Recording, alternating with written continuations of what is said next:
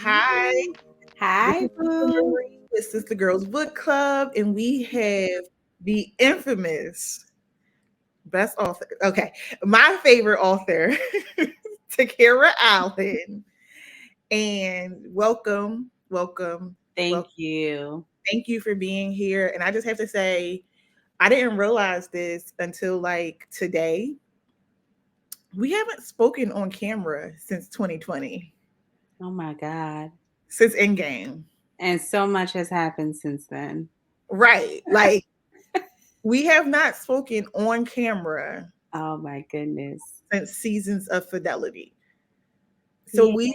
we've missed three books. Like we've talked, but we have not talked With the book public. at it with the Yeah. public. I mean, we talk very often.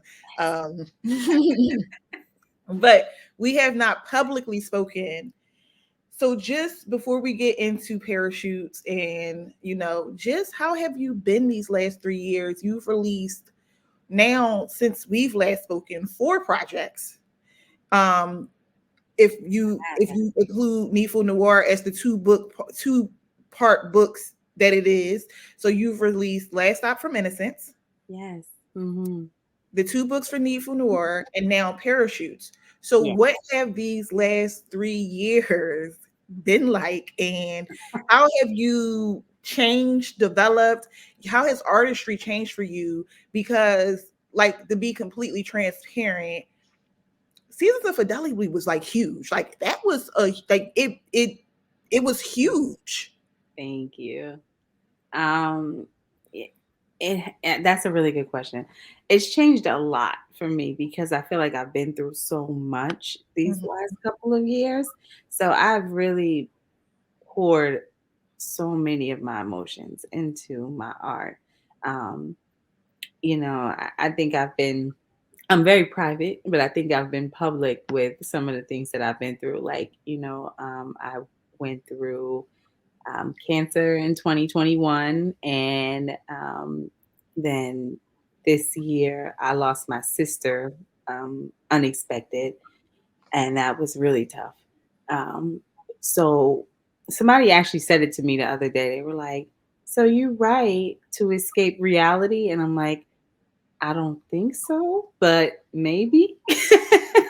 I, a lot of people do look at art, look at reading or writing as escapism, Right. as a form of escapism. I think it's just my outlet, because I don't necessarily think that I'm not living in my emotions. I'm very aware of what's happening. I feel them. So I'm not getting away from it, but I'm just finding a way to channel what I'm feeling into something else so that it's not And affecting something healthy. right other aspects of my life. Um, but yeah, so that has been that, and I've just been, you know what though, honestly, after lifing like that, Hmm. it has given me such a really good perspective when it comes to making my art. It's like my I don't care is back. And I mean that in like not a disrespectful way to anybody, Of course I care. I want my readers to like my art, but I just feel real like more free with what You're I'm. in tune with what you want. Yeah, like it is not about trends. It's not about, listening to what somebody else wants. I want the sequel to this, or I want more of that, or I want you to go, more How romance often or do you more get fun. asked that? Yeah, it's just really what I want to do. How often do you get asked that? Like for like sequels Oh, and catch ups, and what are these characters doing now? all the time. All the Oh, time. Like can I get more Heaven, more Denny, of course. He's probably the one I get the most, but um yeah, probably not gonna happen. I don't blame you. I feel like with Too Devout, we got everything we needed. And I feel Yeah. like the way I feel, and this may not hold weight, and please, y'all, be nice to me. Be Wait, nice to me. what do you mean? Like Devout was about Denny, and Too Devout was about NECA. And I feel like what more could you want? You saw these two humans go full Yeah. circle in what a relationship a healthy relationship could look like with a person who's dealing with this level of illness. Right. I agree. Like, I just feel like when it comes to me and sequels and, trilogies and all of that, it just has to be very organic. And I can't force it. That's Um, respectful. That you know, I respect. just I just can't. Even with parachutes, I feel like, so far I've been getting like, well, this could have been one book. And I'm like, it could have, but it doesn't feel like it to me. I want to go very deep with these characters. So that's what. We're going to get into that before, but with one more question before we get into the question specifically about Parachute. First of all, you gave us 3 books in a year, which is like almost unheard of in TA land. Like, this is not the normal pace at which we get books. And Evil War was a monster of a book. Like, we're at 900 pages. Like, that was a monster of a book. And I also feel like readers are just catching up to Nifu Noir. Like, I feel like, but you have this fan base, you have your room, your safe haven for loves on Facebook. And it's not the biggest room, right? It's not the biggest group of people, but those are like your diehard Takerra Allen fans. We're going to Yes. watch it no matter what. You interact with us, you talk to us, you let us kind of into like some sneak peeks of how things are going. Like, you kind of pull the curtain back for those people. Yeah. Like, those people, yeah, we read it within the first month, right? Right. And now I'm seeing, because everybody's trying to meet their book quota for 2023. And I keep seeing, like, what book can I read? What book can I read? What book can I read? And I keep seeing Nifu Noir, Nifu Noir, Nifu Noir. And I'm like, that's so interesting to me, because do you ever look at the trends, like the numbers, and you might like see something that's like, and you wonder like, well, what made that happen? Do you look at that? Right. You know what? Yeah. Sometimes, So have you seen like that pick back up again? I have, And I'm telling you, that's why. Because I'm literally, I'm in like 15 book groups. I hate it, but I'm always trying to stay on the pulse of what's popping, yeah. just so for the book club to always know. And Right. I'm like looking at the comments, and I'm like, I wonder what books their suggestions, just to see if I missed anything this year that I should read and like contribute to the book club. I Right. keep seeing it, and I'm like, y'all know she got a new book out? Like, why? Like, no, like, y'all should have read that when that came out. Like, we've moved on. Can you come with us? Look, you know what? I'm just like, whenever you read it, Godspeed. I'm happy. I appreciate it. So, but Maybe I'm a little defensive. yeah, I appreciate that though. Thank you. It's like, y'all gotta stay caught up. Like, this is a book. This is the kind of author, you drop everything else you're reading and you read that. Like, this, that's what you're supposed to do. But again, that's just my personal feelings. But I do want to congratulate you on all of your success this year. Thank you.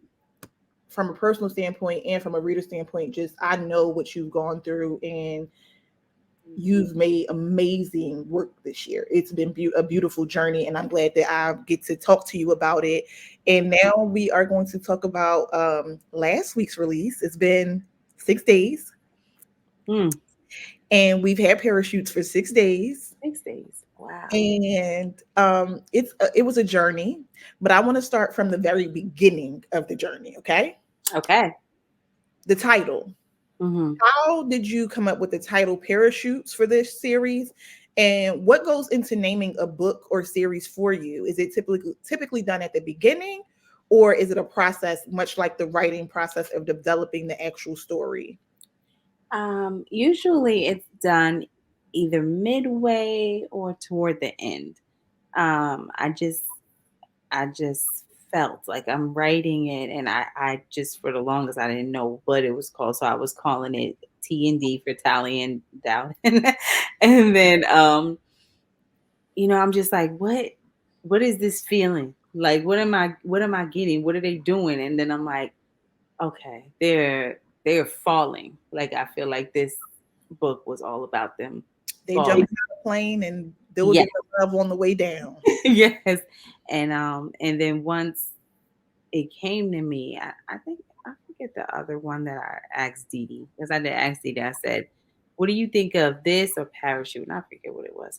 And she's like, "Definitely parachutes." And I was like, "Yeah." And then once it came to me, then I went back and added the whole, like, working it into their story. Okay, that's what my next question was. So was Yeah. this was that scene always a part of this story, or did you like say, okay, I need to build around this theme now? The scene was there, but that whole concept of them saying that was added after I realized, like, okay, this is where I want to go with it. And then it really was kind of cool because I started looking at like research on parachutes, and I'm like, it's actually 3 steps to it. So I was like, Oh, oh, wow. okay, so this really works out How well. appropriate.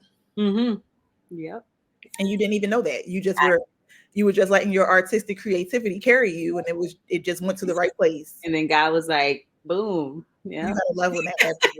Because it's almost like a little sign to like you're going in the right direction. Yeah. Okay. This story, it starts very intimately. Like, I don't think you've ever started a story so I was like, oh, Wait, spicy. you want to know a secret? I absolutely want to know a secret. So it's not just to you, right? Because everybody's watching. So I wrote a large bulk of parachutes healing from my surgery. And from my surgery, I could not be intimate. So I had all this pent up. Girl said somebody's getting this energy. Somebody is getting this energy. I'm like reading it back and I'm like, oh my God, they're doing it again. And then I'm like, now she at his house. Oh my God, they're going to do it again. They're going to go in the bedroom. They're going to do it. And they're doing it in the kitchen. I'm like, what was I doing? Does your husband read any of this? Does your husband read the books? He has not read this one yet. Okay. Right. Ma'am. Ma'am. But yeah. Not only was it intimate, right? It was a very clear picture of the intense feelings between a couple, and it made the readers understand early on that this love story was going to be filled with passion and love, and it's almost like a preview for how the story will develop. Did you purposely pace it that way, or were you kind of like, I want a bang entrance, like this is the entrance that's going to pull you in from the... Yeah. No, I don't really think about that like aspect of, bang or shock value or anything like that. It was just like, okay, I know that you're about to see how they, developed. And I know that this horrible secret is about to come out early on. So I have to show how much they love each other before it gets to that, so that you don't totally hate him, as soon as you... But see, and this is just a question again, couldn't you have started this story at the meeting point, and would it not, do you feel like it would not have had the same impact? Because yeah, I just felt like it, you know what, honestly, it came to me like that. It came to me. You said this is not your story, this is their story, and you're just telling it. Yeah, it really came to me with them later in life. Like it was like, oh wow, like this powerful like pain. I really wanted to work on that just pain that she felt of everything's perfect. It's Christmas, your family, you're happy. Right, because you don't just see them. It's like you go from seeing them as a unit, right, as a couple, right? And then it's a very brief pause, and then you see a family unit, and you see that these two people, even just by their teenage daughter's reaction, ew, but dad, mom, nobody talks on the phone this much. No other parents act like this. So you've been a teenager before, so you know what that's like. Even if you didn't experience that with your parents, right? You know the parents that they're talking about. It's like, oh my gosh, I've never seen people like this in love, and nobody else acts like this. Y'all can't be that in love. Right. I'm glad that you noticed that. I had a very small amount of time that I had to tell a lot about their relationship. So that was a good way that I could do it. The intimacy shows the passion that is still there, and then the family shows more of that love aspect of all of them. So I'm glad that came across, because it was a very short amount. Came across for me, but I mean, definitely, I've shared with you that I've been having this conversation with Ty. Shout out to Ty, that's our girl. Hey, girl. And just having these conversations where we're like picking this book apart, and not in a negative way, but we're like, wow, amazed, because it would have been really simple to tell this story in a linear way. Like, oh, they met, they fell in love, Mhm. or they both had this going on, and then this happened. Like, it would have been so Yeah. easy. So it was like, I can imagine the kind of challenge it was mentally to to tell this story in bits and pieces. Well, you know what? This was actually probably the first story that I wrote so out of order. And it was actually really fun for me. But I had an outline. I knew the different things that I wanted to happen, but I would write them based on the mood I was in. So I'm Mhm. like, okay, I'm feeling love right now. So, I want to write Let's this. write about Maryland and Yeah. all the Yeah, let's happy put part. this scene. And then it's like, I'm just really kind of pissed off today. So let me pick this scene and I want to work on this. And it was like really fun doing it that way. I didn't feel the pressure of like, okay, now I gotta write this scene, but I'm really not in the mood for it. So this was probably my first book where I wrote it so out of order and then I put it together like a Okay. puzzle. So maybe that's, I think that might have helped with, um, you know, You found a flow that worked instead of trying to Mhm. force a flow that you knew just wasn't going to, that Right. wouldn't be the same in the book. Because I do believe it's energy. When you're in it, you have to be in an energy to make it come across properly, because it's art. Like, Mhm. we have to think about this as an art form and not Yeah. just a book. Yes. I Okay. um I think with these characters, more than any of them, I was like sitting here with my computer, playing music, telling everybody, don't bother me. And I would just sit here for like minutes before I would write a long 20 minutes, 30 minutes. And it was like I was Tali. I was in the bed with him. We were talking. Like it's so much that didn't even make the book because I literally feel like I went through a That's okay. relationship We with have two more books. It's all right. It's all but right. it's energy. It is. I had to And build if you that want to up. do a director's cut, we would take that as well. A bloopers reel. I would love it. I wish I had it. So yeah, Okay. it's definitely a vibe that I gotta get into before I get. So so speaking of vibes, right? Like, I'm Mm. glad you said that. 'Cause you gave us this nice, cozy vibe. It's very, very cozy. We got real warm and fuzzy on the inside. And then you threw a bucket of ice water on us. Like, and this is another point about your writing that is so different. In most books, this would be the climax, right? That's how most books are written. You get to a problem, you climax, you get to a resolution, and it's Mhm. over. It's over. Right. You put the climax chapter. It wasn't even chapter one. It's the prologue. We weren't even in chapters. It was like, hey, we're happy. We're not. Why can't we be happy? Why can't we be happy?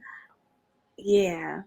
You right after you paint this beautiful picture, it's Christmas. It's a 10-foot tree. The girls Mhm. are singing. We're eating cookies. It's a cake on the counter that says happy birthday. Then we learn of Dalvin's deceit. We learn, Yeah. everything is brought to the light so quickly. And one, what made you put the plot point so early in this story?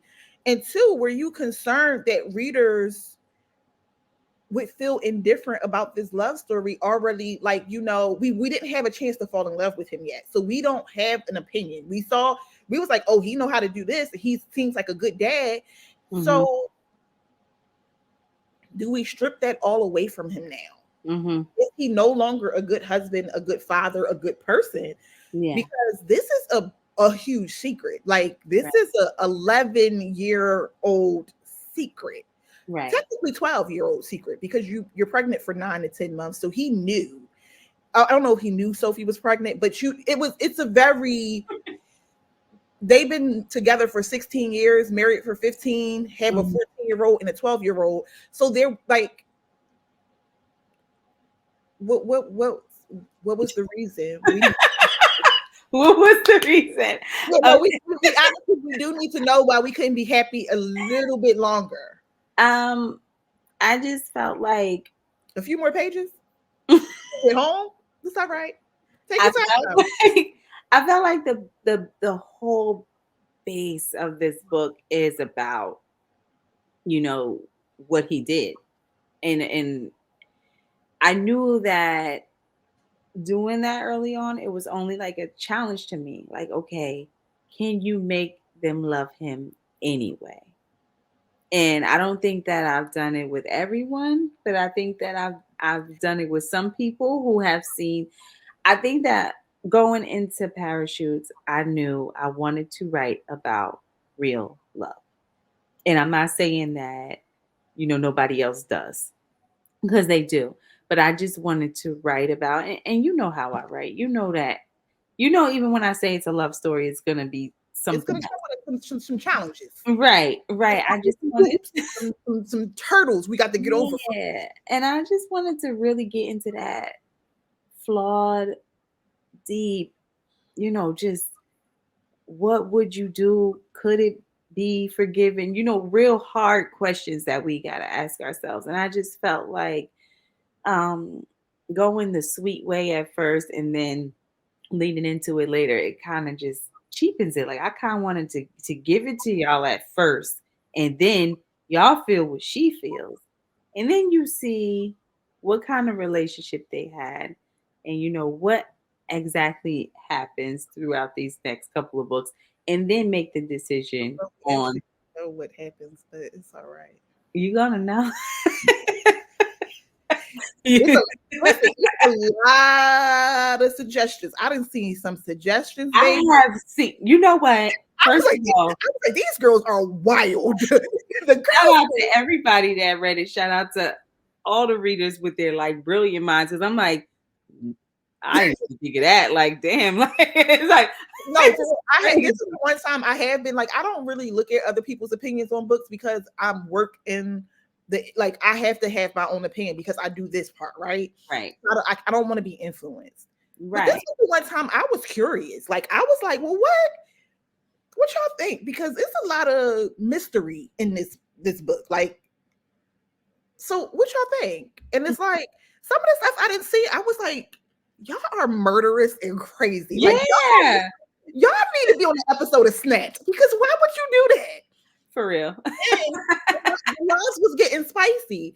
And somebody, I don't know if you saw it, but somebody was like, how do you forgive a man like after this?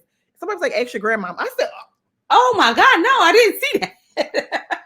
what is I mean points taken, but what's wrong with y'all? No, but you know what? That was spicy. But They in a spicy. way, I understand it, I right? wasn't Because mad at it. I just said it was spicy. it was definitely spicy. I wasn't mad.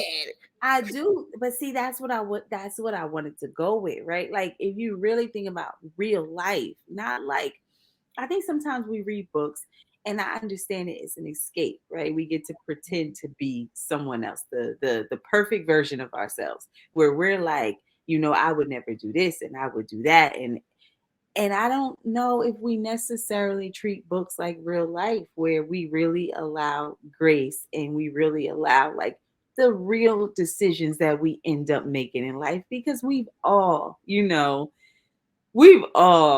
fallen short. We've all forgiven things. We've all done things where our friends have been like, girl, why are you still messing with him? Like, come on, like, let's be for real here. So I think that was I'm not saying really anything because I don't want to be incriminated in any of this. This I, goes on a very broad. You're married already. I I cannot can't. incriminate myself into because then my standards and boundaries might be tested and people And we don't don't want that. understand that person Mhm. I was then is not the woman I am now. Same. So I can't say too much Right. because my husband might be watching this and he might think he can play some games and it's Mm. like this my my tolerance is Yeah. so low at It this point in life. changed. Yeah, we grew. We grew and Mhm.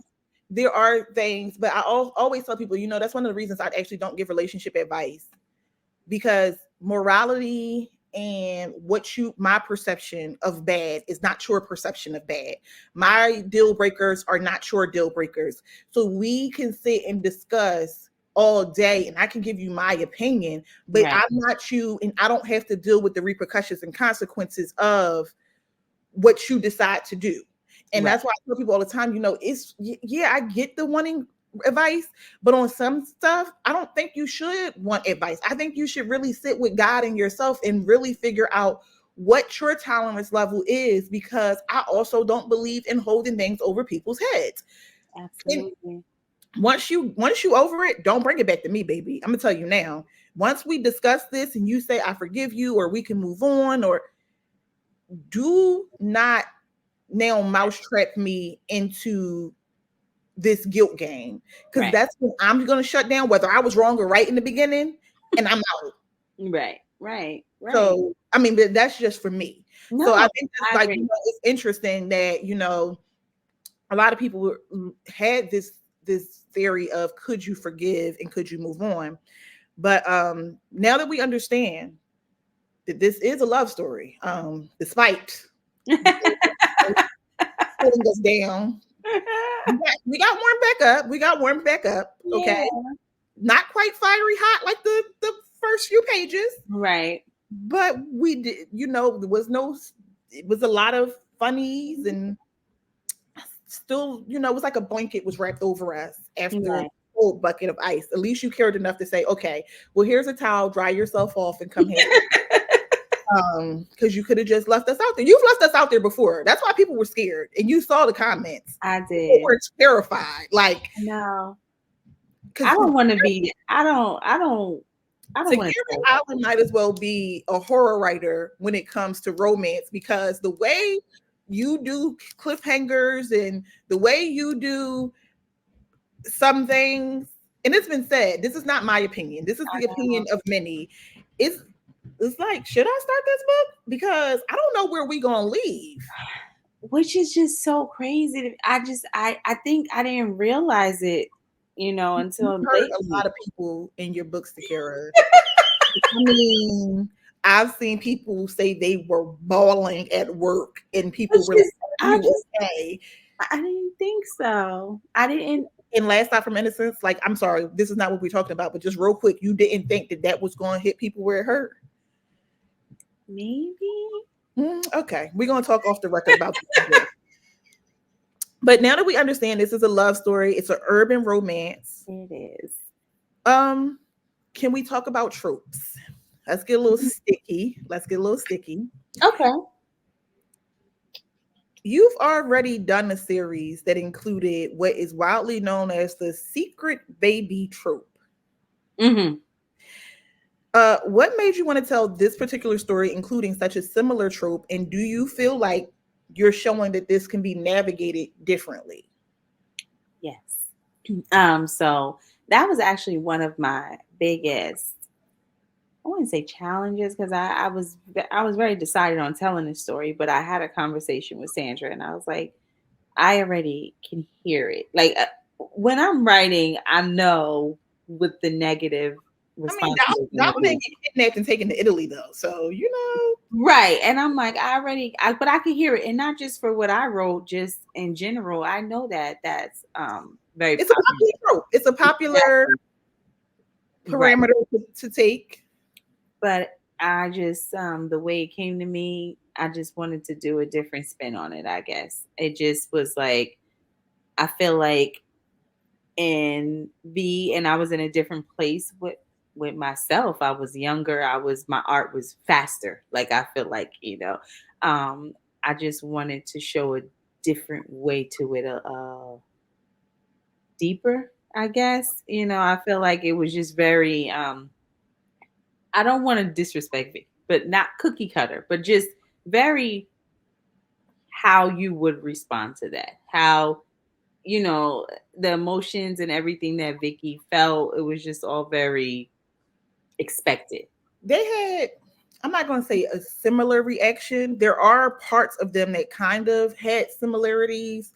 Right. self-harm. But I also think with Power of the V, it was three storylines. So you had all Right. three sisters. So it was easy to come away from Vicky's storyline, which had I don't want to say the most trauma because the younger sister, that was very, but it wasn't, she didn't have trauma. Like it wasn't, Right. had, Right. like the other older two sisters had consistent trauma. The one was in Yeah. a loveless marriage with the guilt of the baby.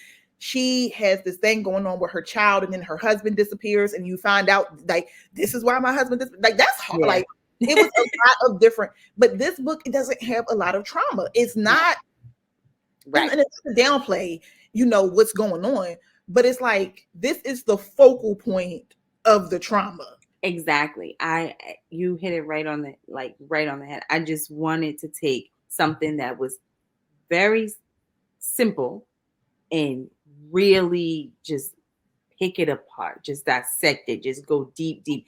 This is my first trilogy with just two characters. So this is going to be really new for me to just really, I just want to go deep, deep, deep with them to where it can't get any deeper. You know them We in don't even know where we know all the secrets. We know where the exactly. bodies. You We know know where the bodies is everything. buried. So we don't have a question beyond a doubt that this man Mhm. really was in California.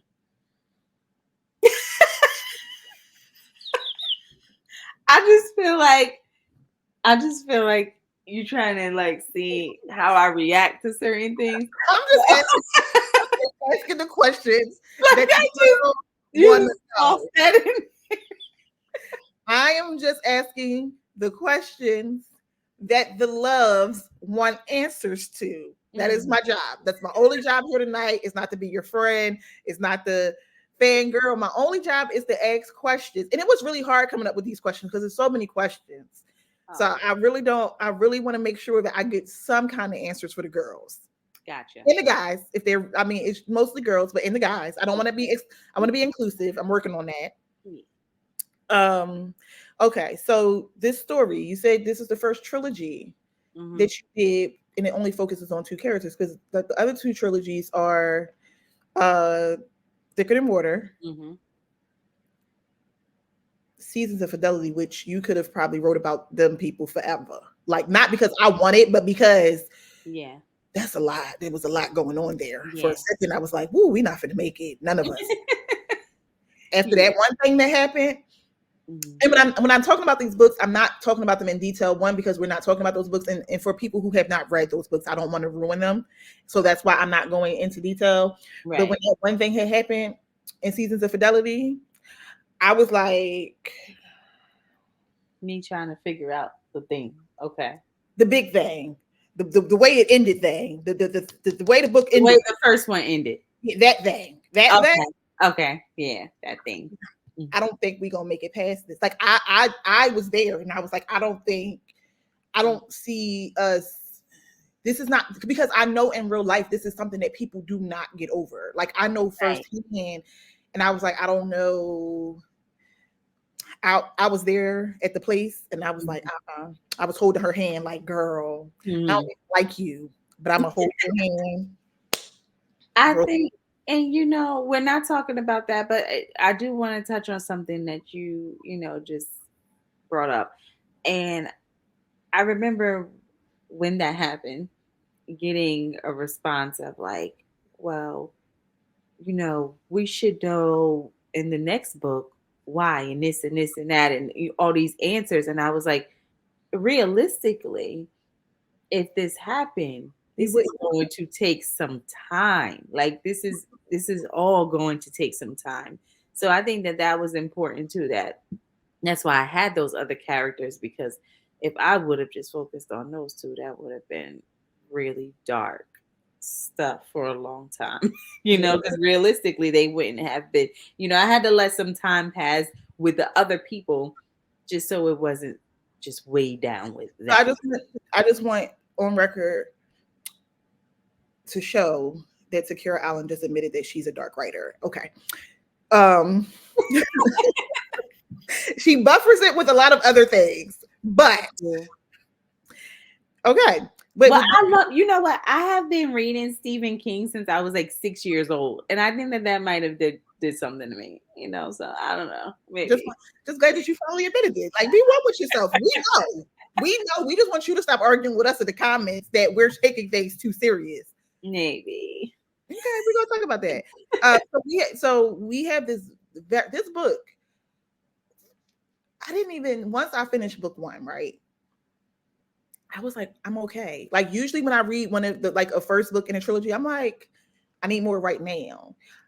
This book was so full. Like it was so full. And I mean that in the best way possible. Like it was so feeling like we came, we saw, we know what's going on. And yes, we still have questions. I do feel like, most authors would have crammed all of it into that one book. Like, okay, now you have answers. You spoke earlier and said it feels like a trilogy. What is making this feel like a trilogy, and how much of the next two books will focus on that same 15-year time span versus the present? Because we are very caught up at the end of this book. We know where we are. Right. Um, I have so much more to tell with them, and it's a very selfish thing when I decide if it's going to be more or if it's going to be one book. And when it comes to those two, I just have so much more to say. Okay. Um, and there's just, I think that when it's something like this, with a mistake like this and a decision like this and everything that has happened, um, oftentimes in art that depicts it, movies or books, it doesn't go much more into the Right. whys. Because we got years one and two, right? We got the years Right. one and two, which by year two, they're technically engaged, getting married, having a baby, had already had a baby there. Like they had experience. We only got Yeah. years one and two. And I guess when we think about it, 15 years is such a long time. So we got years one and two, and we got the end of 15, right? Right.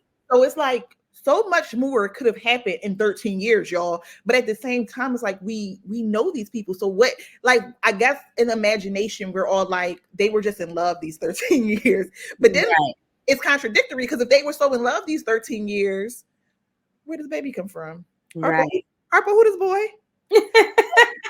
I think that's the conflicting part. Is like, do we really want to know what happened in those 13 years that we don't know about? I think I want to force you to know. I think that that's my point. Like See, this is so scary. Like people. Like, I actually told somebody like I am so scared for book two, and I was don't like, be.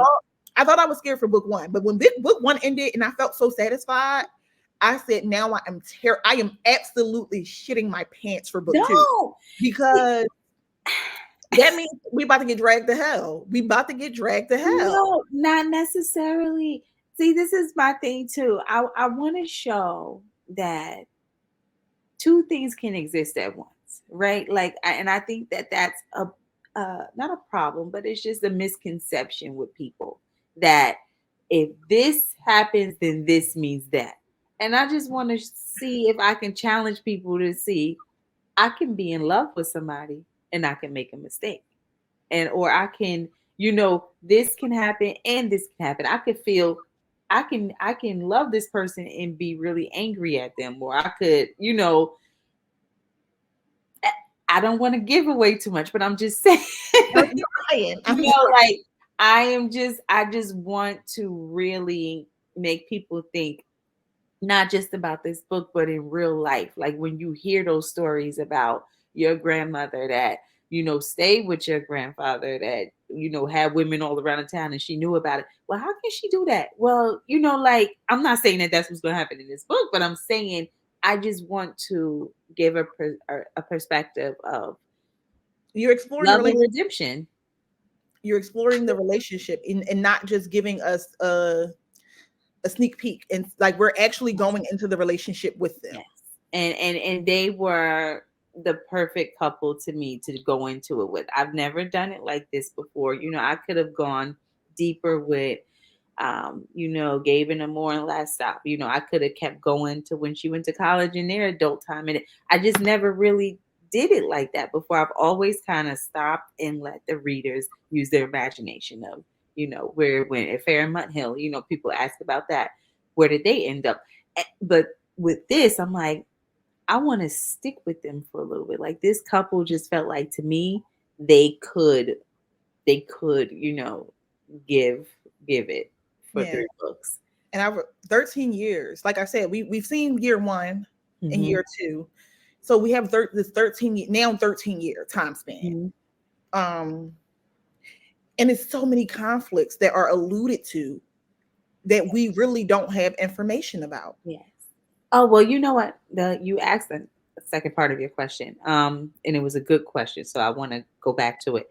Um, the second book, I plan on showing the past, um, probably as much as the present, if not more than the present, similar to book one, maybe Okay. a little bit more present than book one. And then I think by book three, we will probably be more in present. Okay.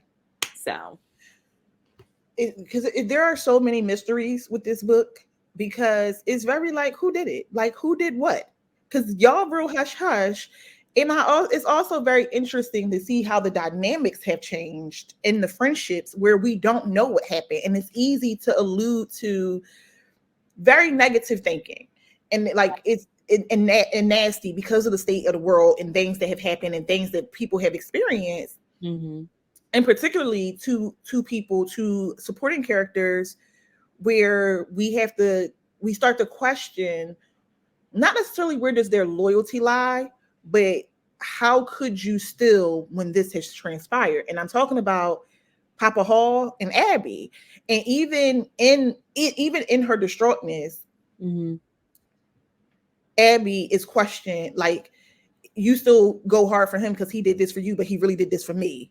And it's like, oh, did something else transpire? Like, you're always on his side. Like, what has transpired that mhm, you might feel that way, Tali? And also, with her dad, like, I'm actually really shocked at his character, because even with his daughter in this much pain, he's grabbing his briefcase and he's like, hold on now.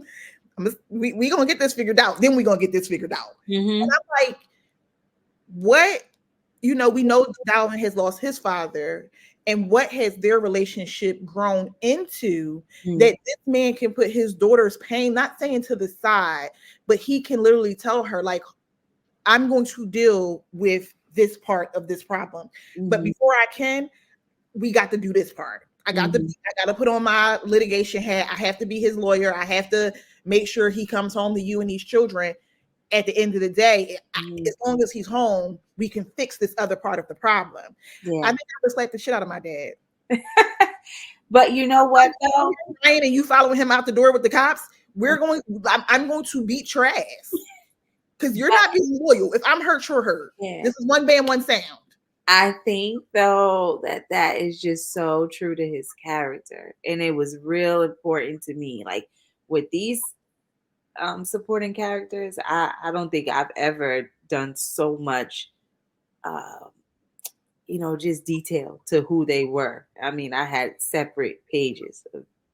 There's things that I haven't revealed about them, but they just all have their own issues and things that have happened to them, reasons for the way that they behave, how they behave. Um, and I think that her father is a very, he's loving, but he's a very logical man. Mm, And, um, I think that, like you said, I think most important to him is he has to be here for these children. He doesn't, what's right and wrong. If he feels like he doesn't deserve that, then I need to fix that.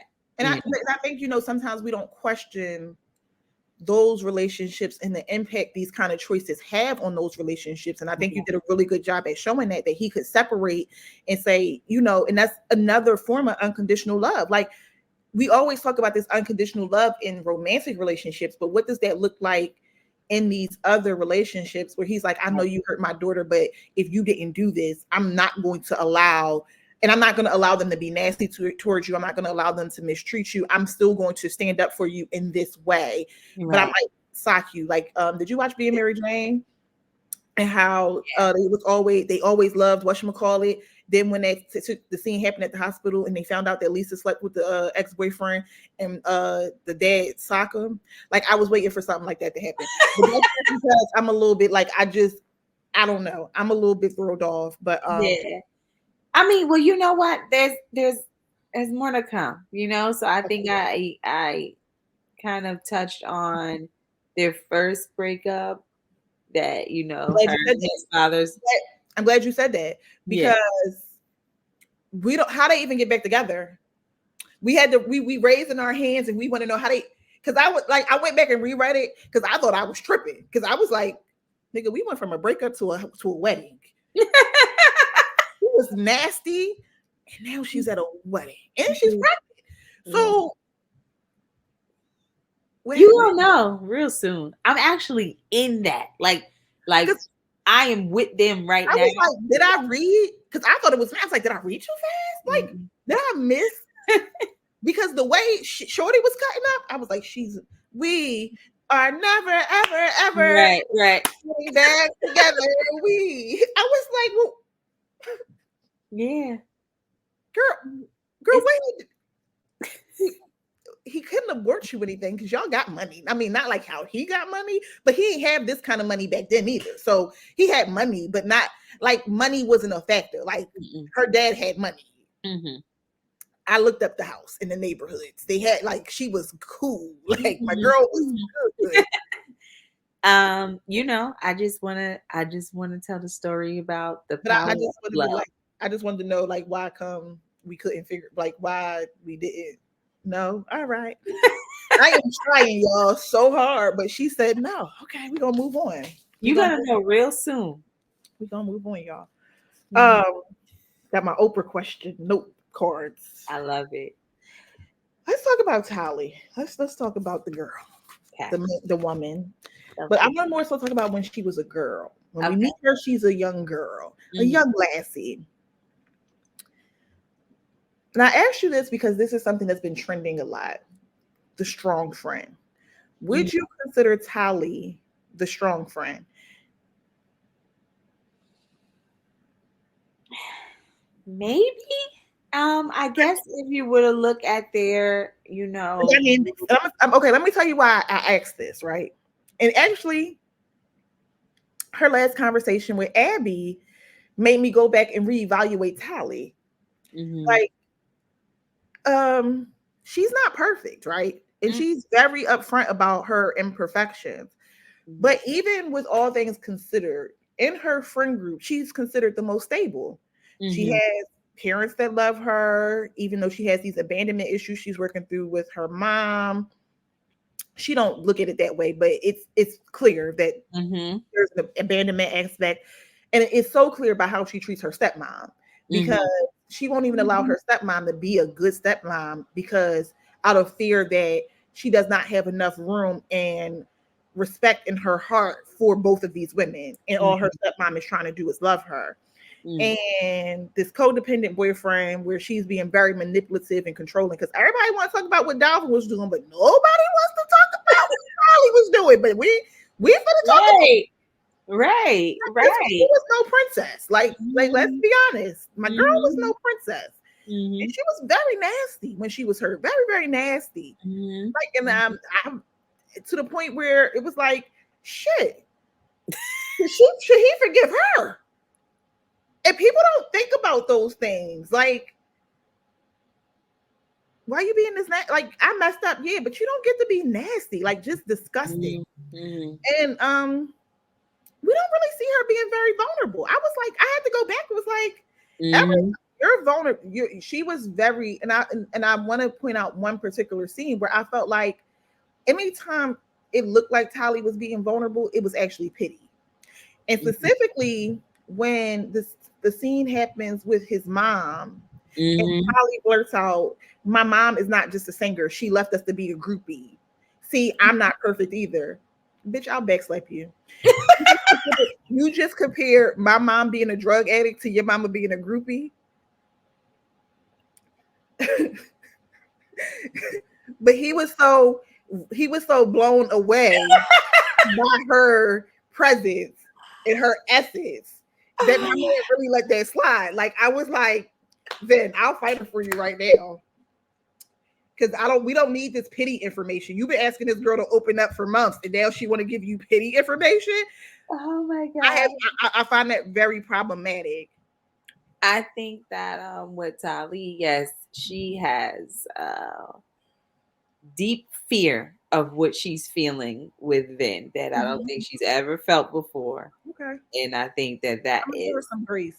I think that is a big part of it. Like she I'm is. ready to fight a little bit because I felt like that was disrespectful. Like, and not disrespectful because I just feel like it was disrespectful because it wasn't done in genuine. Like, only because you see instances of Vin really asking her to like talk to me, tell me. So I want to know. And she's like, she give you this much of the story. Like Tali, one of them people where it's like, it's this much of the story and the story really this long, and you like, when you find out the whole story, you're mad. And she's like, well, I didn't lie. And it's like, so you can't understand why I'm mad? Like, and that's what's gonna make me more upset because it's manipulative. You're lying by omission. And then when I call you out on it, you gonna say, well, I don't see why you mad. Yeah, she's got her things. Well, now we both mad. Congrats. Now we're both mad. Hello? Like now you mad and I'm mad. So put a cape on because I'm about to make you super mad. Like, and then we also see this, like her issue with being present in the relationship at the wedding. And I'm like, granted it's a book and we're reading this person's innermost thoughts to put us there, but it's like, she's not like, oh, I feel so much love on this day. I feel so beautiful. This day was like the average bride is gushing. I'm marrying the love of my life. He afforded me this wedding that I couldn't have dreamt up. She's like, this shit is obnoxious. Why did I let this man? This shit is ghetto fat. This is like, this shit is ghetto. Do we really need sparklers? Yeah, no, you're right. And then she's at the table with her friends, and she's like, yeah, y'all all right? You cool? Abby's high. My other friend is trying to compete. This one is chasing skirts. I'm like, it's your wedding and you're marrying the love of your life. Why aren't you happy? I know. Like, I want to say it. So just say it. I was so frustrated. Like, and I'm like, I know Takerra, and I know this is purposefully done. And I'm like, I wonder how many people skated over this scene and was like, it's nothing. And I'm like, no, this girl's miserable at her wedding. Like, what is happening? Because even when she tries to put the timelines together, she's like, oh, the relationship was fine here. It was great here. It was wonderful there. It was, and it's like, so when were you not happy? Because did he rush you into this marriage to get you? Is that how he got you back? I don't know. My mind just started going places. Like, you're not the type of girl that a proposal, like, it had already gotten to the point of borderline obsession and codependency with y'all. So what did happen? Did you go back to him? And now he rushed you into this wedding to lock you down and you feel trapped? Like, what's happening? Or did she trap him? Jeez, I just want to know. Like, I don't even want to know the whole book, but I really do want to know that part because I was really like, does she know how to be vulnerable yet? Because y'all getting married, and I'm like, I feel like it's no way you've learned in this past year how to express yourself in a way that y'all should be getting married. He was very expressive. He told you. You needed to be in control because you felt like being in control would help you not do this. And you surprised. You at a wedding, girl. It's like she woke up and was like, I'm at my wedding. You know what? He wasn't there for one of my editors said that to me. She said, I'm not surprised by what he did because from the beginning, he put her on this pedestal and he's always put himself below her, like undeserving, and almost let her know that as well. And when you do that, you're just kind of setting yourself up for failure. Like, because every single day it's like he is, and I think I may have even said it a few times, that he is, fighting for perfection, like trying to be, you Yeah, know. she even says it in the opening scene with the family scene. She says, like, in her thoughts while we're reading, one thing this man always did was become he literally became, against all odds, the family that he wanted. And then it's kind of one of them things where it's like a little, you be doing them little things where you be putting something in the book and then be like, well, I'll be damned. No, he didn't. This wasn't no secret to him. Baby, the dad, he said daddy. This boy know this man. This is not surprise. I didn't get the abortion. This is I be at softball games. It's very much giving soccer dad. It's giving very much I have presence in my child's life. And he only had 2 scenes in the book. How we got all this from these 2 scenes? He said, my daddy live here. How you know that? How do you know that? You was in my house, little nigga? How you know my husband live?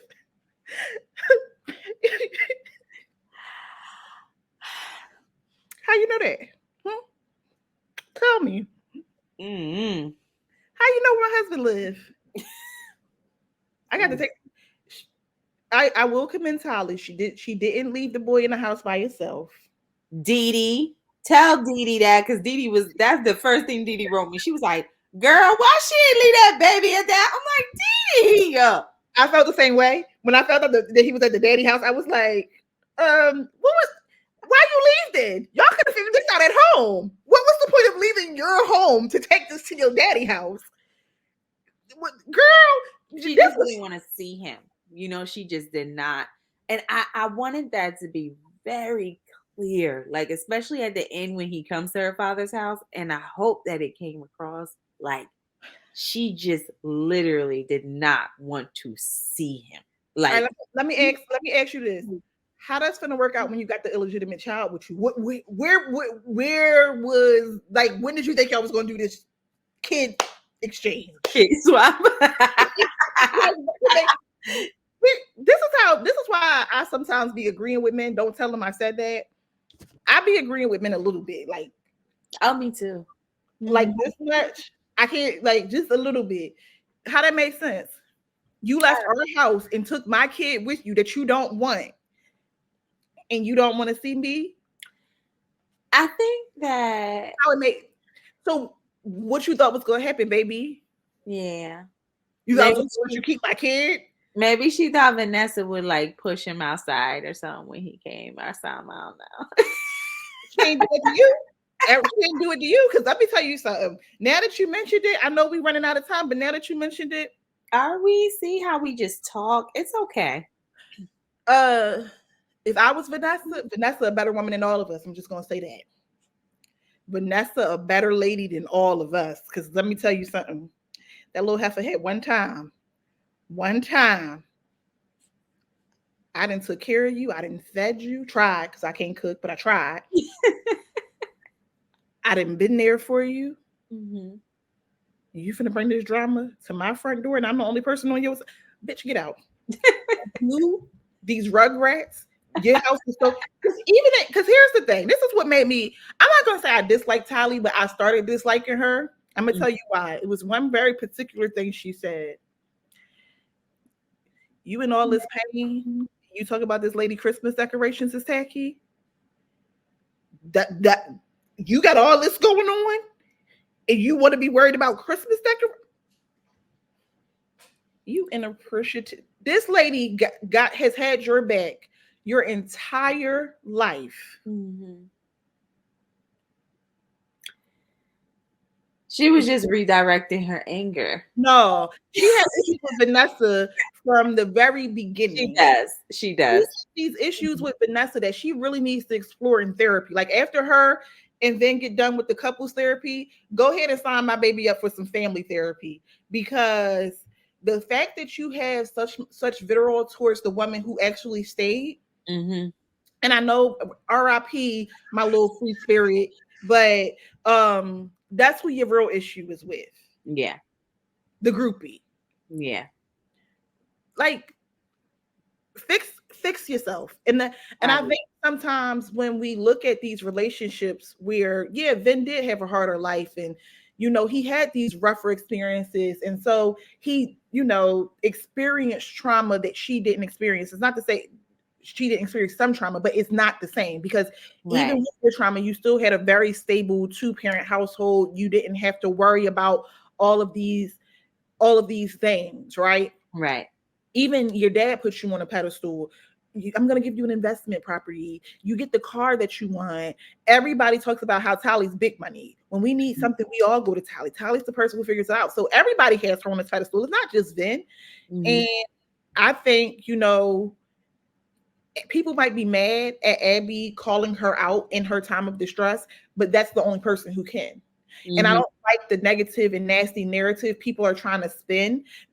And I understand why they would, she want him, she jealous. No, sometimes it really takes your sister who wants nothing but the best for you to pull your carpet. And that's because that's the only person you're going to listen to. Right. And she's like, no, anytime somebody makes a mistake, you so quick to be judgy because you go into cleanup mode thinking you got to fix everything for everybody, but that's your burden to carry. You do that. We don't ask you to do that. You do that. I actually asked you not to call Vin when this situation happened with my stepfather. Right. So now that I appreciate him and you for doing that, again, I'm the bad guy. That's not okay. And it's like, I really want to see a mirror held up to her face, because it's so easy, because Vin's mistake is so huge. It's outrageous. Her minor stuff, it gets lost. Right. It's like her minor stuff, it creates a hill, but his is a mountain. So it's like, because this one huge thing is a mountain, but all of her stuff is still a hill. It's still a hill. And it's like, girl, get a grip. I agree. I'm glad you brought it up, because I see a lot of Vin hate and a lot of, because it's so easy. It's so easy. Yeah. It's so easy to hate somebody for doing something that has been, it's deemed so, but it is deemed so, that particular thing, having an outside baby, that is like the scarlet no. Like, it's unforgivable. It's considered unforgivable. Every time it plays out with a celebrity, you see everybody goes into this outrage. Right. But 2 points I want to make, and then I'm going to ask you 2 more questions, and I'm going to let you go. 2 points I want to make about that. I want people to stop making that a black thing. It's not a black thing. No. It's not a black thing. Stop making it a black thing. It's not a celebrity thing. It's not a rich people thing. No. It is a thing that is it's a lot more common than people care to admit, which it sucks. But like, I was telling my mom about the book, and she was like, people used to have, like, that was a big thing. Right. People would have families and they wouldn't find out to the funeral. Like, a woman would show up. Yeah. What you getting as the wife? Because I want some for my kids. It would get very nasty. But also, I'm watching this show on, it's so ironic that happen to be watching this show at the same time that this, because I didn't know what was going to happen in the book. And it comes out on Friday nights too. It's called Monarchs, something of Monster, History of Monsters or whatever. And in the book, it's this scientist, and he's always traveling for work, and he disappears. And his daughter goes to find him. He has an office in Korea. So she has his keys. She goes to this, she's looking through his paperwork and finds this apartment listed in Korea. She's like, oh, that must be where he stays when he's working out of Korea. And she goes there. Homeboy has a whole nother wife and family. So it was so ironic that, like, I'm watching this show on Apple TV. And then I read Parachutes, and I'm like, and I'm looking at like all of the responses come in, and it's like, I hate this, and it's like, this is not a black people thing. No. This is not a rich person thing. No. This is just a thing. It's just a thing. And it's always been a curious thing to me. I think maybe that's why I wanted to do a different spin on it than what has been done. I just always been curious about why is the act of cheating forgivable, right? I've heard people say, well, if my spouse had a one night stand or, something like that, I can forgive it. But if they have a child, I can't forgive it. But when you have sex, then there's the possibility of a child can come from it. So I just don't understand why I the don't two are so different. I don't think we understand. Um, but I think a huge part of it is social acceptance. Mhm. If you Mhm. have a child, you have proof. Yes. And then So everybody else sees. everybody else knows Mhm. because Mhm. there's a child. Like you, I don't know if you saw the Dwayne Wade interview that just went viral like a couple months ago, Mhm. where he talks about how like what happened, where he told Gabrielle Union about this child. Right. And there has been so many think pieces about why we never see this child. They're so public with all of the other kids. Where is this child? And what happened? And it's a lot of speculation. And he tried to clear it up, but he just made more speculation. Honestly, because he kept saying it's a break, baby. We were on break. We weren't together. Yada yada yada. And in this interview with Stephen A. Smith, he says they were like after 10 years. He's like, oh, we were together, and I had to call her and tell her because I was being threatened with this information. And it was like, Oh wow. Mm. and again, I think it comes with the speculation. One, where was he always cheating? Was I always? And I think, we see that with Tali when she goes down this timeline. And Mhm. she's 11, and my kids are 14, 12, and 5. Mhm. Where were we in between 14 and 12 that you had? Like, what happened right after I had? Are we pronouncing this Milo or Milo? Milo. Right after I had Milo. Mhm. Because they Irish, no, they not Irish twins, but they right there. What they call them? Mhm. Are they twins? I don't know. But they, Yeah. They like, yeah. so it's Mhm. like we see her start to question, well, where were we in our relationship? Right. What happened that year? Right. Was she always around? Am I Right. stupid? And it's like, Which is valid questions. it's valid questions. But also, and this is a perception I have not seen. Why do we not call any of this karma? Mm. It's so easy to villainize the Sophies Mhm. because we all want to be the Talis. Right. Right. But why we can't call any of this karma? Mhm. Because Vin said he didn't like Sophie that much and he didn't want her around and yada yada yada. Obviously, there's a puzzle piece missing because. But why we can't call this karma? Yeah, you felt bad for sleeping with him while he was in a relationship, but it never stopped you. Right. Is it because y'all are married versus they were in a relationship that makes this worse? Um, I don't know. I don't know. I think for the readers, maybe, but I'm always curious, and I'm just always curious as to why the Sophies never get grace or yeah. any it's I'm glad she's dead. I hope he did kill her. It's like, I don't think, and I agree. Like I try to make everybody human. but like even with charisma, I would like Yeah. even when she did what she did, she had did it after so much, and it's like, oh, Ray is amazing and he's great, and Right. that was a broken. You cannot break a person down Right. like that. And in the famous words of Meredith Grey, you cannot judge me for fixing what you broke. How Right. I do it, How I fix it. how I fix it. You don't get to. If that's how that lady wanted to fix what she wanted to get her lick back. Right. Who are we to say? I in that particular situation hold Dice more accountable than charisma. Right. Because, I agree. but it was so easy to villainize charisma. Mhm. Even when Ray left charisma, even when Ray and Regina leave their spouses, it's easy to villainize charisma and the husband when Mm-hmm. these are the two people doing wrong. Right. And that's I always agree. in my mind. Like, Yeah. how y'all rooting for these two married people to be in a relationship? Yeah. But as I soon as do agree. I think with that one, that was a little bit, I really agree with it. I think the only thing with Sophie that is like a gray area, I don't think that maybe to her it was more serious than what it was.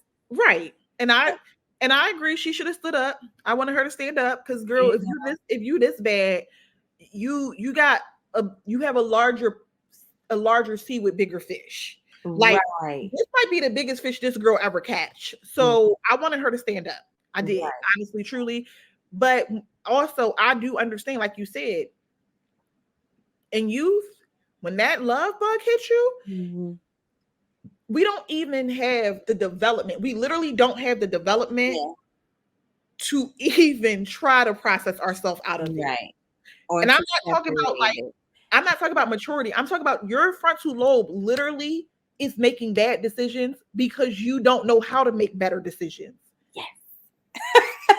Like, Yes. just don't. I think that is, and that's another thing I just need people to really, really remember. Vin is 24. 24 years old at this Sure.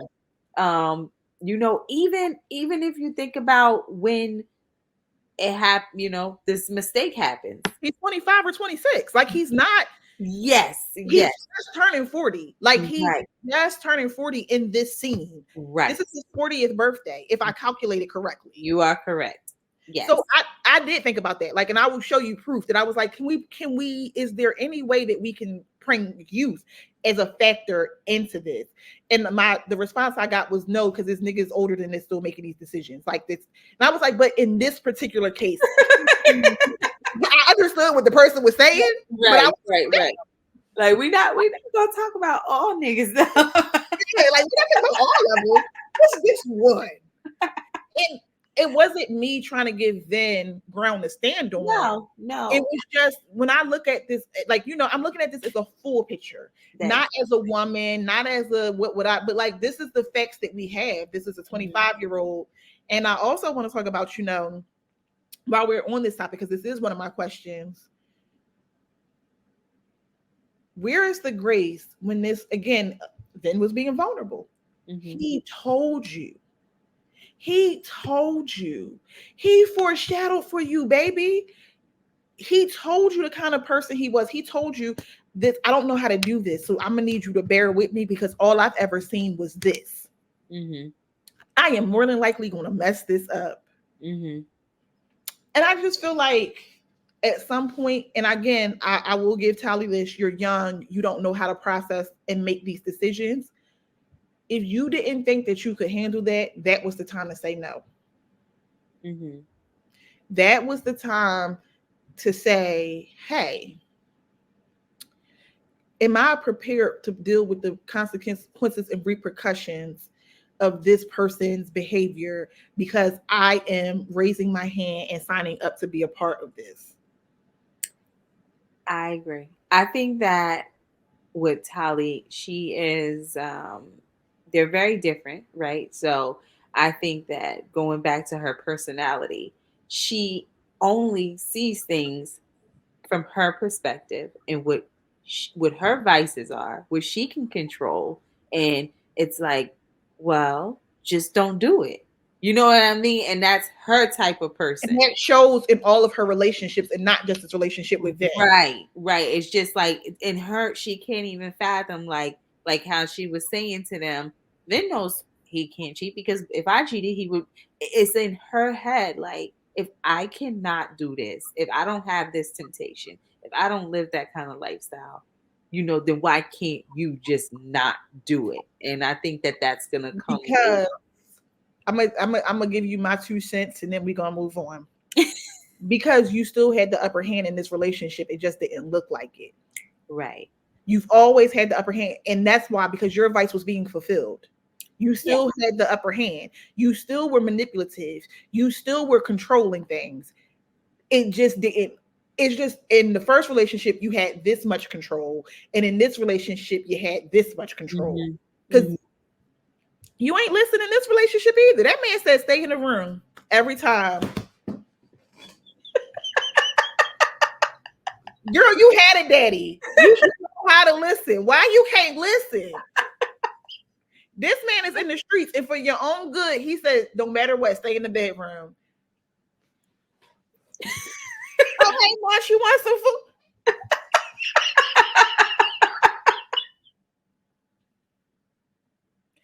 I can't wait.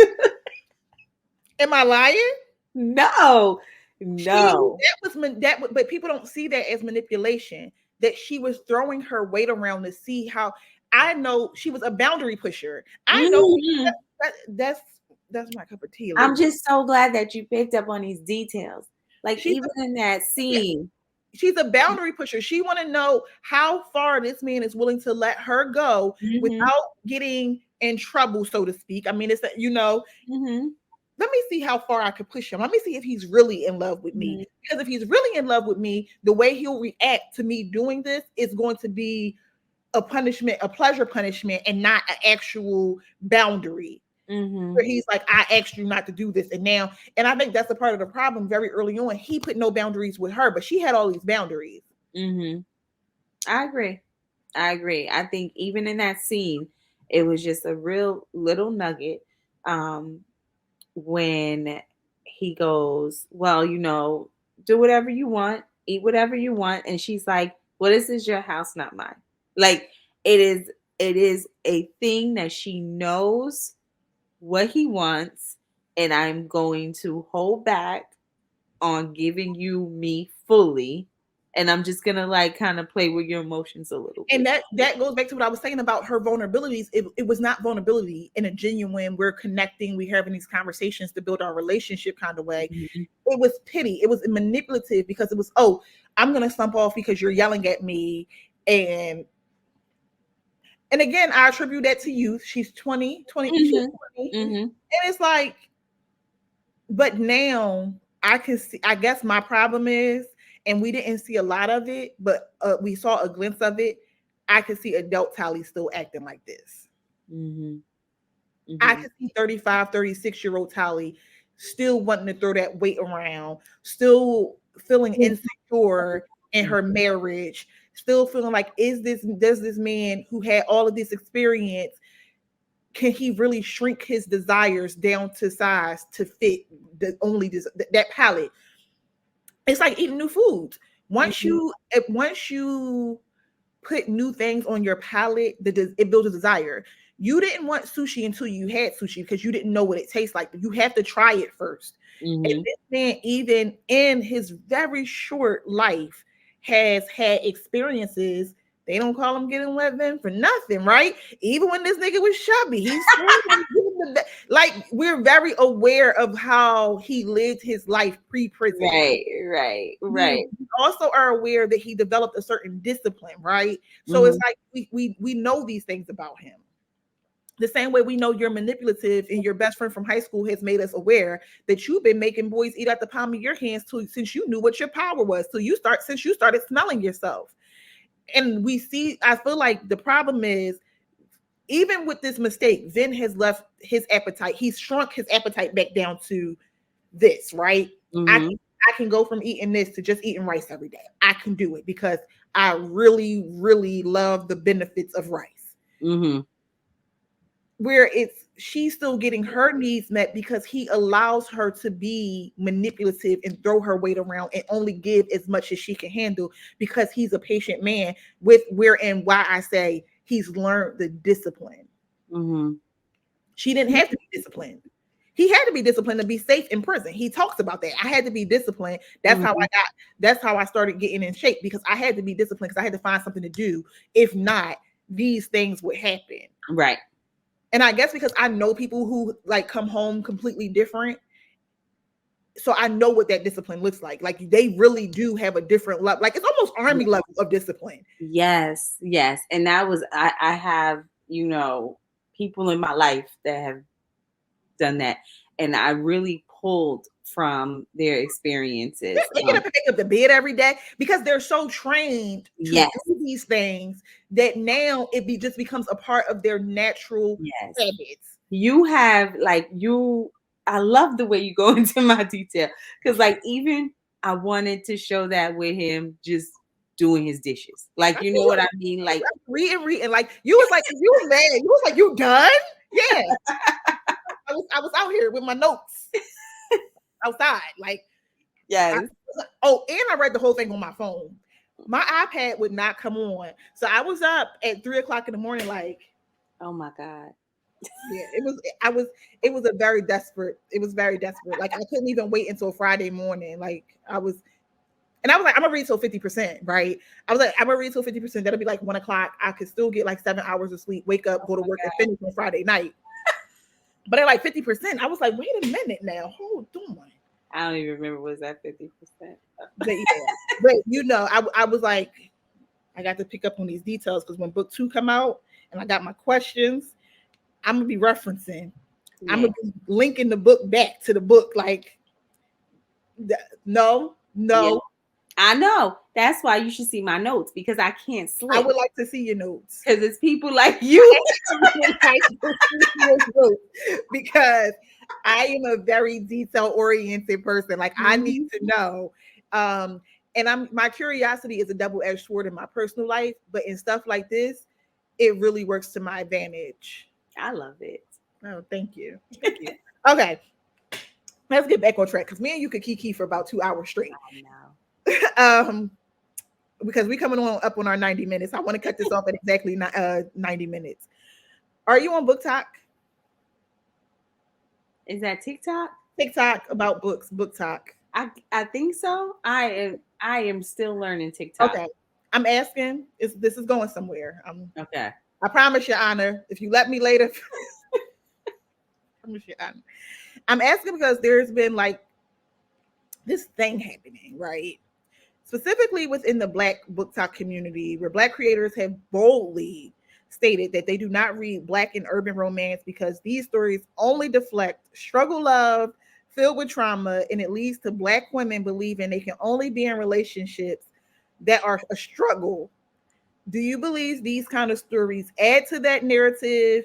And, you know, if you could respond to those book talkers in a pleasant Takerra Allen way, because you're like so sweet. But you see my facial expressions, it's because struggle love, it triggers me. Like, what is struggle love? Like, I do not understand this term. I feel like certain terms have come, and I'm gonna say this. I am gonna say this in a nice way. I feel like we are. They gotta remember Tupac is your brother. So what is like they they have to remember deep. You might be the sweet one, but don't play with Big Willie's daughter, because she's still his daughter. Period. I just feel like we are in a generation right now where there's a word or saying or something, and you just take off with it, and it's just like, do we even have our own opinions anymore? Are we just being like force fed these things of what we feel and what we like? Do we really gave us psychology today? Should have never gave us psychology today. Like, I just don't think that everybody's a narcissist. Everybody. Yes. Like, come on now. I just feel like, what is struggle love? I feel like, are we talking about real love, or are we talking about fantasy? Because I don't know a love that is just happy and sweet and flowers and rainbows every day. I think that's what people want, and I think that people believe that is possible. And from what I've researched and what I've learned, you know, they feel like Black people specifically have enough outside trauma that when you get into a relationship, it shouldn't be this added trauma. It shouldn't be like, okay, we both already I have abandonment issues, you have abandonment issues, I have trust issues, you have trust issues. Now you trigger those issues because you added to that. And that's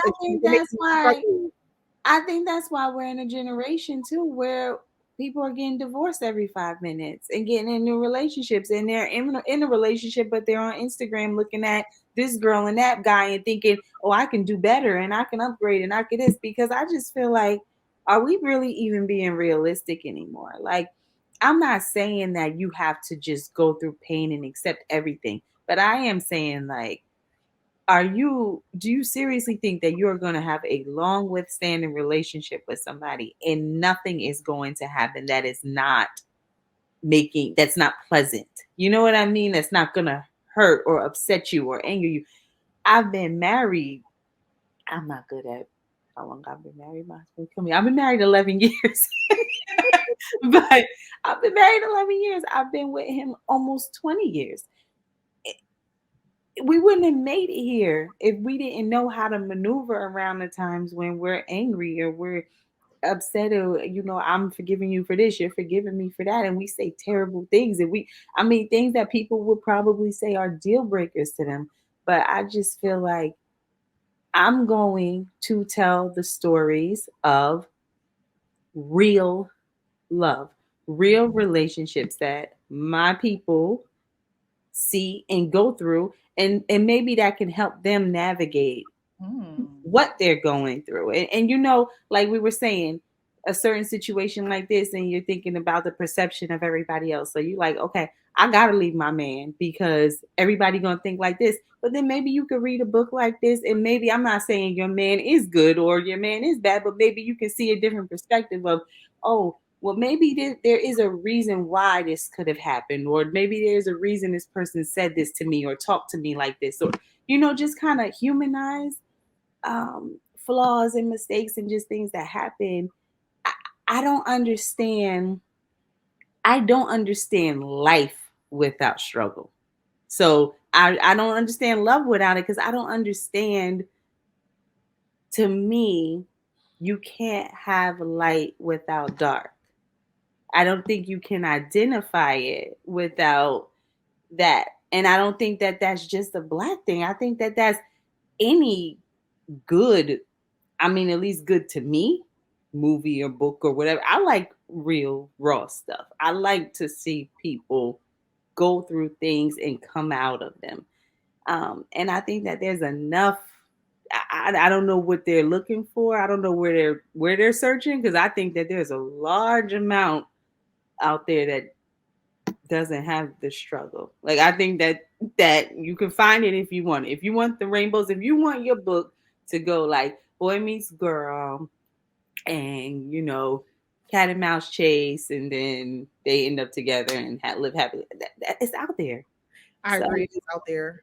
And I think don't read Takerra Allen. I think at this point in my career, like, and even if you're brand new to me,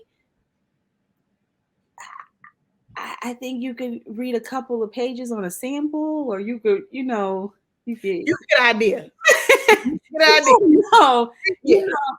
Just go look, just go Google. You can get an idea. Yeah, like, then I'm just not for you. But did Talis struggle? And that's the follow-up question. I think by book 3, yes. Okay, but we're only focused on book 1. In book 1, he cheated, yes. And they got back together, but we don't even see in book 1 the metamorphosis from her anger to the relationship recovery. Well, see, that's what I mean, right? I got told that it was a struggle of the story that we actually got in this book. Tali didn't struggle. Like, there was no struggling. I just don't understand. Cheating, and the way she found out, we're so close to the end of the book at that point that we don't see her struggling. We see her dealing with the emotions, and we see her response, but we don't actually see a struggle. We see her saying, now I'm done.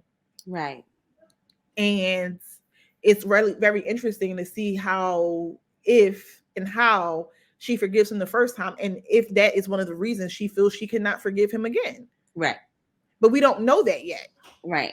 I think that there's pain, but I just think that if there wasn't, what the heck are we doing here? Like, what are we writing about? Like, I just don't understand. And I'm not being like I truly do not understand what people expect me to write about if there's not going to be some kind of conflict. You know what I mean? So, um, Can there be love without redemption? yeah. Oh, yeah.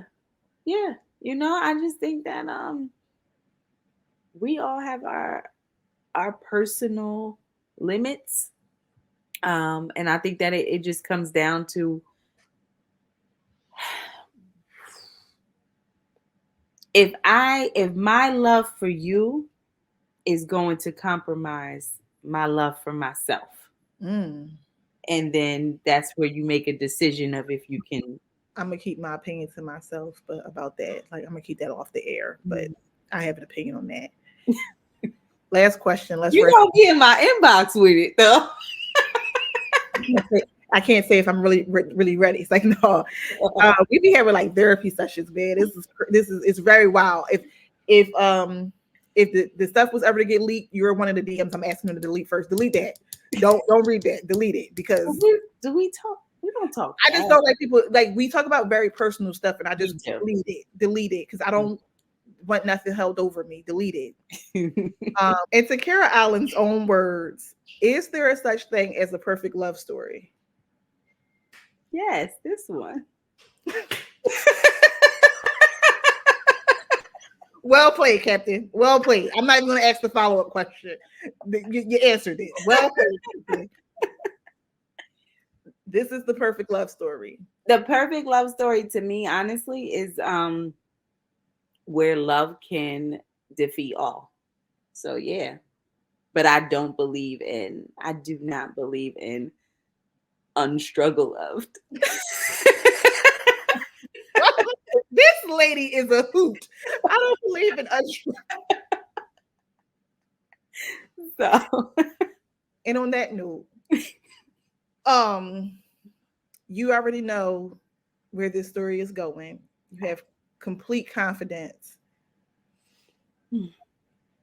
Do I have complete confidence or you have complete confidence? You have complete confidence in where this story is going. Yes. I honestly feel like I have to keep the confidence I have and not listen to what I know people want. But and you're at a point in your career where that's easier, you would say. Yes, 100%. 100%. Are we getting part 2 and part 3 in 2024? That is the plan. That is the plan. Yes. So, my last question, this is more of a personal question.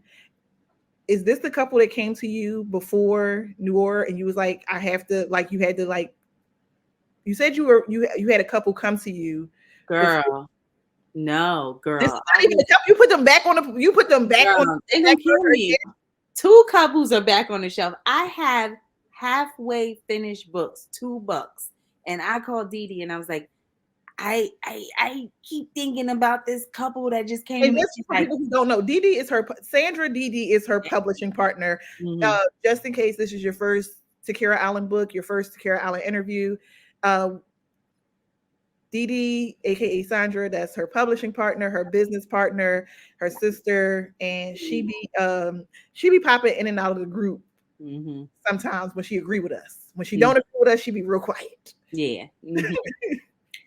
But yeah, no, she told me, she was like, outline it, write it down. Do not start writing that book. She's like, no, you have 2 other books you're finishing. Do not do it. And I was like, so you don't listen either. No, I started it. And but you know what? And then it just kept going. And it was so easy. It was the best decision I ever made. So these couples you keep telling us about, they gotta wait. We'll see if we ever get them, God willing. I think you will, especially one. It's just, you know what, that one is actually very intricate. So I'm glad I have the time to think more about what I want to do with it. Okay. Mm-hmm. But we won't get any in between. Like you won't do no parachutes. We're finishing parachutes first. Mm-hmm. We're going to go off into another. Yeah. It will not. You have a surprise coming up soon. We like surprises. Okay, and for those who this may be their first book by Takerra Allen, where would you suggest they go next? I guess backwards. You don't tell people to start from the beginning? You know what though? I'm actually I this is you the only person I'll admit this to, even though there's a bunch of other people watching. I'm just a little self-conscious about my earlier works. And I just feel like I want people to get in a good couple of my later ones just to see that I could write decent and then go back to my older. You know why I find that so weird? Because your older works stand the test of time. Like there are still people talking about Jules Dude. from Restricted as book day, and that was like book what 4? Yeah, So for me, people are still trying to find respect, and it's like I know. that was over what 20 years ago. So I feel like you've had all these chances to run into another respect or another book day that can be as highly rated as respect. So, I think that that's very interesting because I think that within itself should tell you that that was some damn good writing. Because the fact that when you look at what are your top 10 book bays? Jules or Respect are always still on like a lot of lists. You do see that, right? Yeah, I do. They'd be like, y'all know he did. And then people be like, none of these characters are real. And I'd be like, y'all right.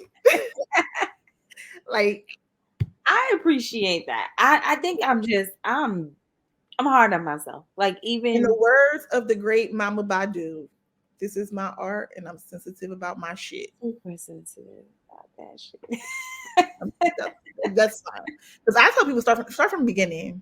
Yeah. And I tell people start from the beginning because it's not to say that you don't have it now. And I tell a lot of writers this. Y'all, the first books are the most audacious stuff because you don't know who's going to read it and you don't care. It's I you didn't just give a like I mean I was doing you just want it to be done. You just want it to be done. You want to finally get it off of you so you can at least say you did it. Even if if I never write another book, I did this. Yep. And it makes the work so much better because the amount of audacity is crazy. It's like just killing a main character guy in the last 2 pages of the book. It's like, this is how I wrote the book. Now what? Like, it is like, even with in Thicker Than Water, you didn't have characters like Nellie, just trifling that, like she most hated character, right? Out of probably all of Takerra Allen characters, Nellie's probably still the most hated Takerra Allen character. Probably. Mm-hmm. And it's like that kind of impact is not very present in today's books. Like they're great reads, but they're not impactful where you're actually talking about the characters and carrying the characters with you. And for the readers to have carried those characters with them for 20 years. Yeah. I think that alone speaks to the talent level even then. Thank you. It was raw talent. Like, yeah, you're a polished, but you're supposed to grow in your craft. You right? Yeah. LeBron James' first basketball game is not going to be him playing at this level. It took him a while to acquire all of these points to surpass Abdul, whoever he is. I know the name. I can't say it right now. No, I feel you. It took him 15 years. He didn't come into the NBA with all of these points, right? To break records. It took him a while to acquire the amount of points it would take to break these records. That's true. That's how I look at it. Because anytime I talk about like books and like when people are like, what's your hobby? I always like reading to me is what sports are to books. I mean, sports are to boys. Like it's really like I love that. The first time I met you, it was like somebody meeting Kobe Bryant. Like it was like, this is a big deal to me. Like if I never meet a sports person, I can die happy because I met Takerra Allen. Like that is my MVP. That is my most valuable player. And I've told you this. So this is not new information. It's like that was a big deal for me. So when a book by Takerra Allen dropped, that's NBA 2K for me. This is a big deal. Like, don't talk to me. I'm gonna be playing that's what it feels like. And I have to, because people like reading it as a hobby. Yeah, just because y'all illiterate and read, like, don't do that. No, it is. We have such a unique, I don't want to say small, but just a very intimate community. And like sometimes I speak to my family and my friends that are not in it, Hmm. and they have no idea of, I will say the most Oh, popular names, and they're like, what? same. And so it's so interesting because what I read is very niche, right? I Mhm. specifically read black, urban, erotica, independent. Like, I'm very specific about, I don't read a lot of traditionally published books. Um, Right. which is interesting because when you talk about it, people don't know this. And like, my mom actually asked me when we had our behind the pen this year. Mm-hmm. And my mom, Sorry. you met my mom the last time we had it, Mhm. and she came with me again. And so she was so excited, and she was telling all of our family, I'm going to New York with Lisa for her book club. I'm going to Lisa for her book club. And she was like, well, why Lisa never invite us to the book club stuff? And we always just hear her say, oh, on Sundays I can't do that because I got book club. And it's like, you never really talk about this part of your life. And it's like, because I have my book club friends. I have Alexis and Cherie and Takerra and Ty. Like, I talk about these people about this very specific thing because they're ingrained in it as much as I am.